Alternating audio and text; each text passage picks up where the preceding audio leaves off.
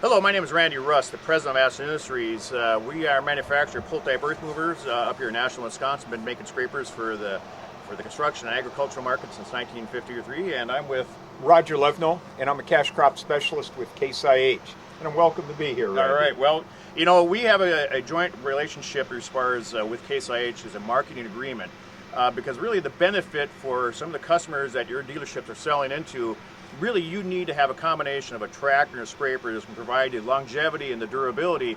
And sometimes what you'll find, if you put a lesser quality scraper on the tractor and you get into these construction markets, they say, hey, the tractor's on. Well, there could be the scraper. So I think we established a good partnership. We make a high quality machine. But Roger, tell me a little bit about the history of Stagger Tractor and how they got into this construction market. And we will basically transition that to how you can basically take advantage of that for you as a dealership. So how about the history of Well, I think if we go back for a long time, first of all, Steiger started and had developed some construction-only type tractors that were designed strictly to pull scrapers. And if we go back into the history, the pull-behind pans, I think, really started when we go down south. And if you kind of follow that Mississippi River, that delta area as it spread out, because they went into a lot of flood irrigation. And as you start dealing with flood irrigation, they need to level the ground so that the water would fall and work for them. So this really became, tractors started pulling small pans as the growth started to develop. And as history has worked itself, we still got a lot of land development and construction for water management, for irrigation, etc. But there also becomes a need, and I think the popularity started to grow with pull-behind pans behind tractors. Yep. And this kind of moved off and worked into the construction field. So not only can we work in land leveling and agricultural side, but we can also move into the construction developments area.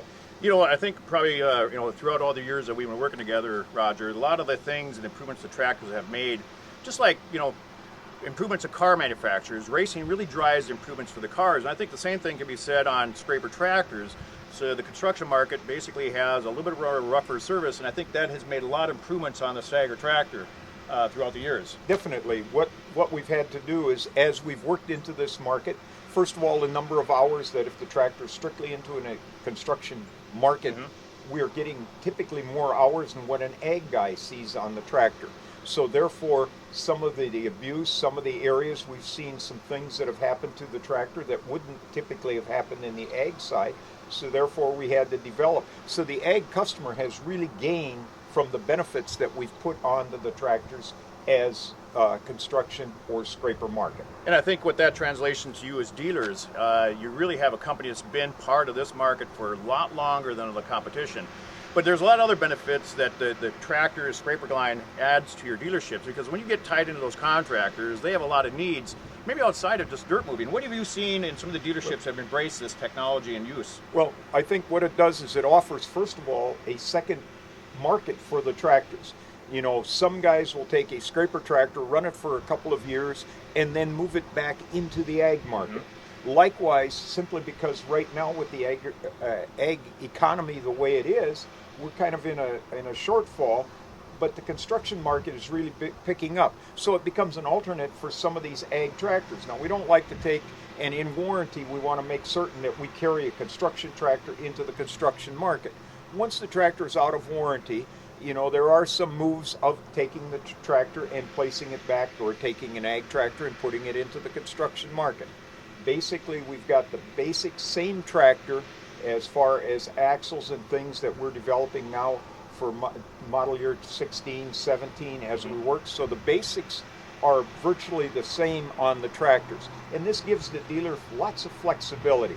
And I think when you said some of these other markets, I think too often we get ourselves all hung up on the fact that it should just be construction. Yep. There's a lot of things like feedlots, and a guy can pull. You've got turkey barns and manure areas where you could pull manure with the scrapers. A lot of ditch moving. And then a farmer, if he's, let's say he's got this quad track and this quad is sitting idle for the bulk of the summer months. Maybe if he or she has got a scraper, you've got neighbors that are looking to build a farm pond. Yep. You've got drainage on their, they need to clean up little drains so that their water drains away. There's been a lot of push lately, and if you look at the different states as far as tiling, Well, this tile drops into little ravines, into ditches, Yep, and yep. typically you've got to get rid of the water. So I think if they work, and especially if you work with the ASC office in some of these places, there's a lot of things that they can do. Likewise, when you're dealing with your fields, you look at a lot of areas where you've got a lot of erosion, and they want to put up water dams or little dikes across the field. And this is an easy way for the farmer himself to do this type of application. And it becomes very inexpensive. I shouldn't say it's totally inexpensive, but maybe one farmer, and he could work for 3 or 4 other neighbors, and they can develop this themselves. And you don't necessarily need a great big scraper like this. They could get by with smaller units. Yeah, I mean, you take a look at the Fargo plant. They got the wheel loaders being made in the same product line as a tractor, because they have a lot of similar componentry. But what we have in Wisconsin, we have a lot of dairies up here, and we're seeing a lot of new regulations about collecting stormwater runoff. So we are seeing guys that basically have the tractors already out for themselves with a drawbar to do that work themselves, so they can kind of control their own schedule.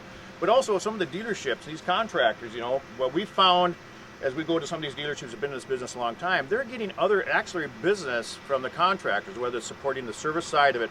But we're seeing taking Optum tractors and Magnums as well as smaller tractors for like doing overseeding, blowing straw out on right-of-ways. So they're really picking up more than just the scraper business. It does help other parts of the business. Have you seen that same type of thing? Yeah, we see that really throughout all of North America. You start to see, you know, the other thing that happens, a lot of your big mines and things, what they've got to do is they've got to strip the topsoil off the area before they do the mining.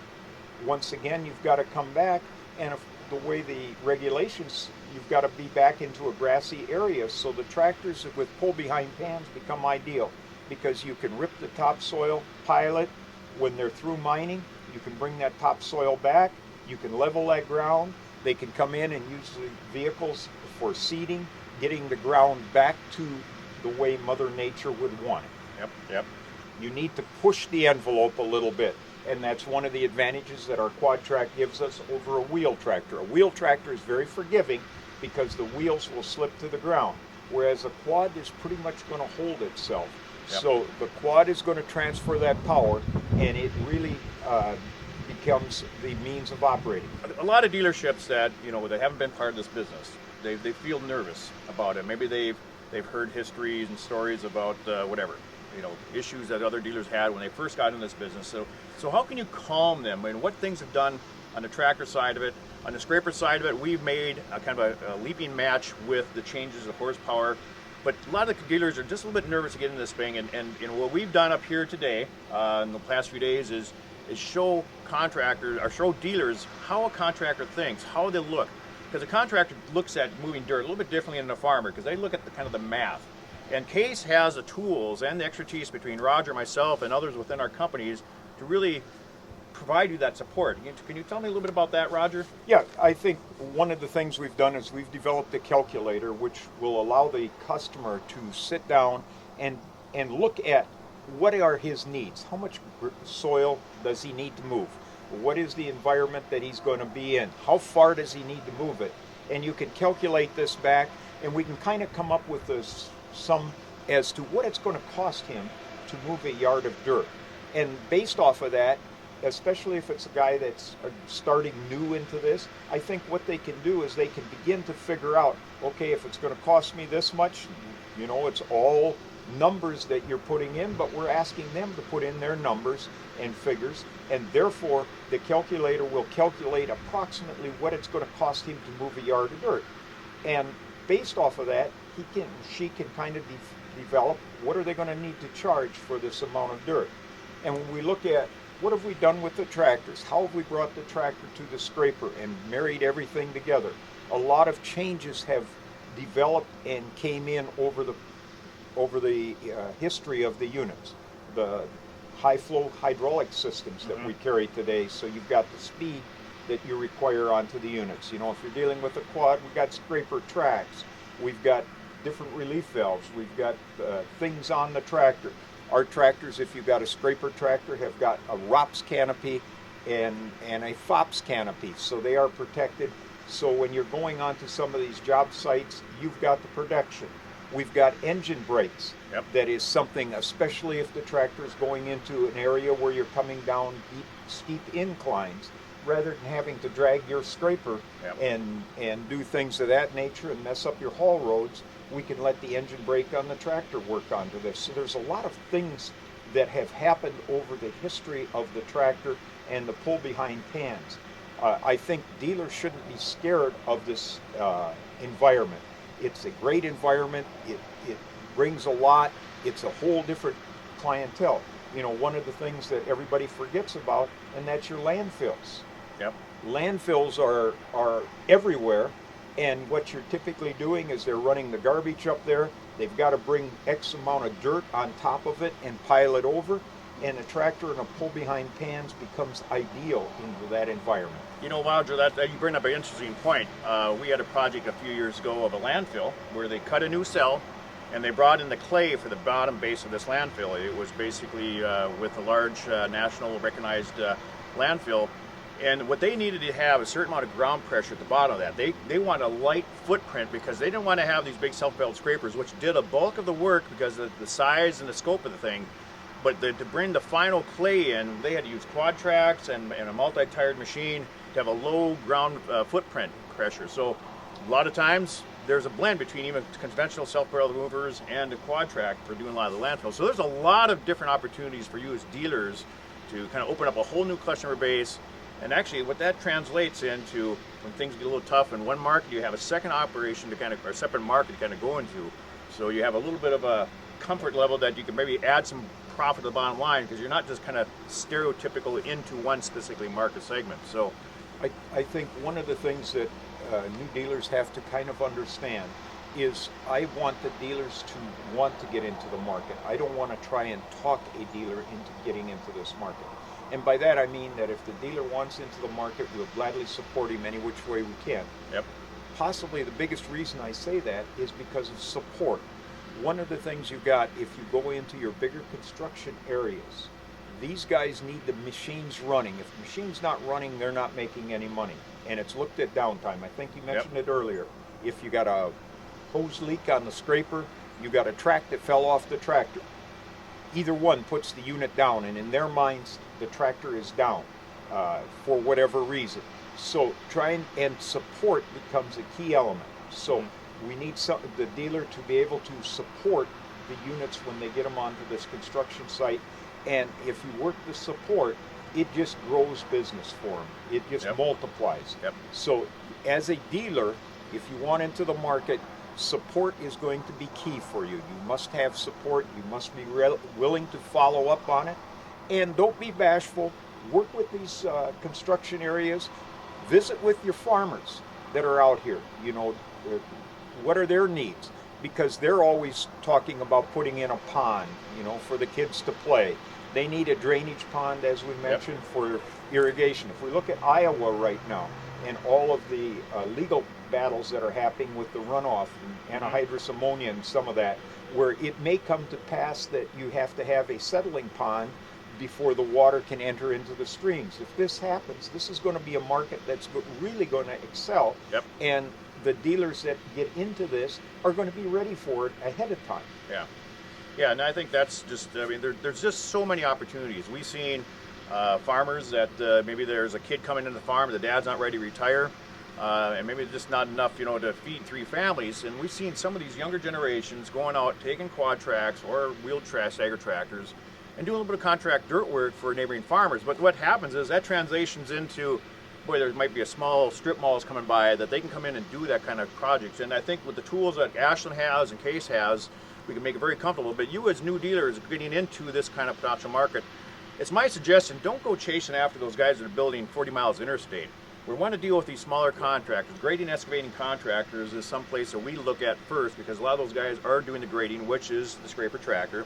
They have excavators, they may do multi-work. So, you know, really to get into the business, maybe a few tractors, a couple scrapers, and really kind of wade your way into it. Don't chase the big dogs that they're going to have, you know, looking for 50 scrapers, because they're going to actually have a lot more expectations out of your dealership.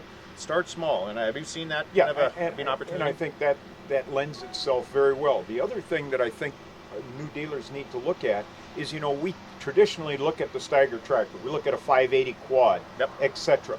But there's a big market into the smaller stuff. If we look at a Magnum tractor in a smaller pan, if we look at Puma, the Optum tractor, this market is there, and this lends itself for the smaller units depending on the job and where you're at. But if it's a small scraper job, if we're working with waterways and things of that nature, that just lends itself maybe better than the bigger units, and the guy it can grow into moving up into the bigger size. Yep. So it depends on what the dealer wants to do and how they want to work with it, and everybody's going to be a little different into this marketplace. So all departments of the dealership really have to be on board. Not only just the sales department and the parts department, but the service department probably more particular than any of all those other two. Service has to be ready, so if there's a call, they can go out and fix those things. But the things that I've found, Roger, is on some of these construction guys that have self-built scrapers, they go and they have a situation of a downtime out or something, a part fail on a self-built scraper, a hydraulic hose. One particular case, I remember a customer of ours back, and this is in early 2000, had a hydraulic hose on a self-propelled scraper. $1,400 for a 3-foot hose. Yeah, sure, it was a very special hose. It had big flanges and a lot of O-ring components to that hydraulic hose. When you come away with a hose that you spent $1,400 you can hold in both hands, they kind of look at that and say, you know what, there's got to be a better way. And the tractor and the scraper is a better way to move the dirt, as well as the economy. And some of the other things that you have within the tractors, contractors, they sit in these big rough pieces of equipment, the environment's not there, they put all their money to the beefiness of that machine, but the environment in the cab is just really rough for them. So can you tell us a little bit about the operator comfort of these tractors? Because contractors will buy into that. And as owners of contracting companies, they have a lot of issues with lower back injuries, workman comp, because maybe they're sitting by engines and blowing in their ears. And I think you bring up an excellent point, because if you think of a soft-propelled scraper, the operator sits in front typically, or right on that front axle, and as the tractor moves, he or she is really being bounced around. Where with the ag tractors, we've got the comfort level that we've established for the ag market, where the guy is sitting into the cab.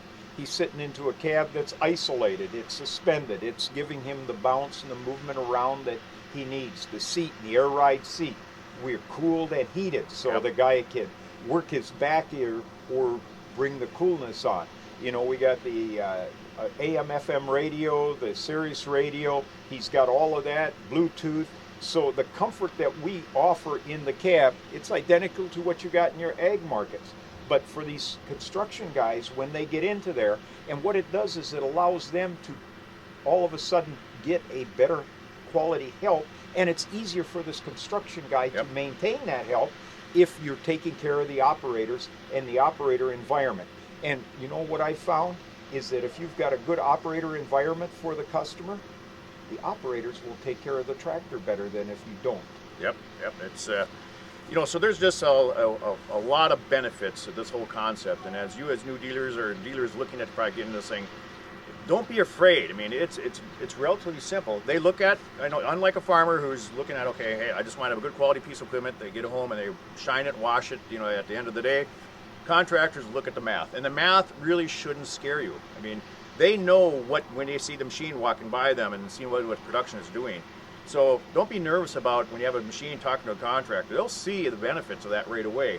But they do look at things a little bit more of a mathematical way, I guess, in respect. So anything else you'd have to? No, I think what we really need to do is, as dealers, as you look at the scraper with pull-behind pans, look at the flexibility, look at what the tractors can offer, look at what it can do to you in your market. It becomes an alternate means for you to move some of this iron away that you've got. Little things that can benefit your dealership. Work with parts. One of the things that happens is if you're working with these customers and you start working through, all of a sudden, if you're skilled at sliding things around, you could start to offer filters, hydraulic fluid, and things to this contractor that maybe he's been buying from somebody else. And if you've got a ready access to it, slowly but surely you can switch his entire fleet, and or your service department may start to pick up, because these guys have got a lot of their own maintenance people on site, And maybe what you can do is you can work your dealership into doing some of the maintenance that they have got. And all of a sudden it adds to your service bay, it adds to your parts bay, and automatically the sales come, and we all benefit. Now, one thing we haven't really touched on is basically just the straight economics, purchase price, fuel consumption, all the things that really just contractors look at when they're moving dirt with a conventional self-propelled scraper. They have a scraper typically on the size machines that we're basically promoting with the stagger tractors, 2 engines.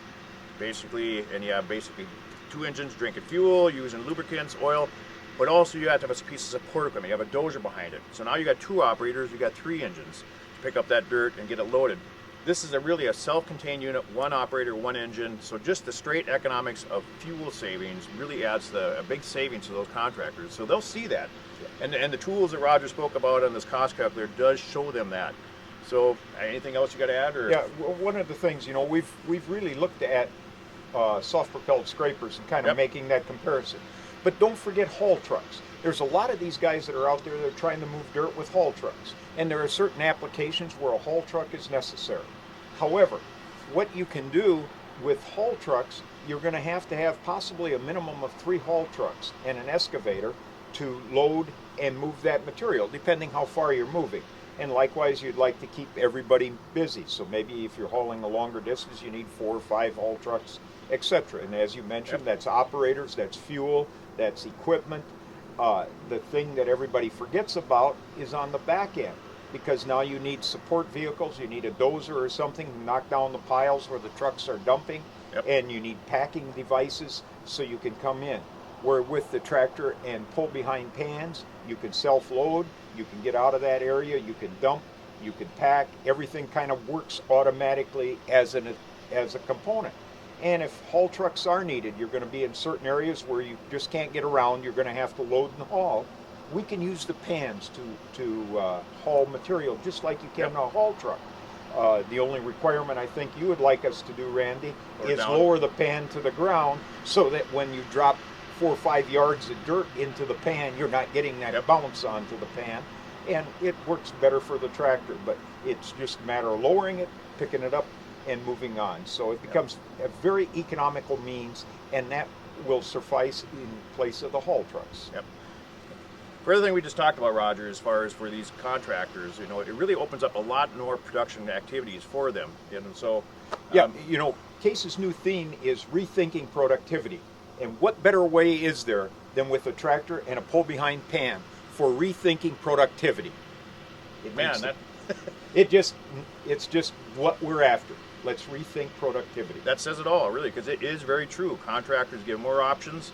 It saves them money on the bottom end. It gets their production levels up. So we thank you for your opportunity to let us kind of present this to you, and appreciate it. Roger?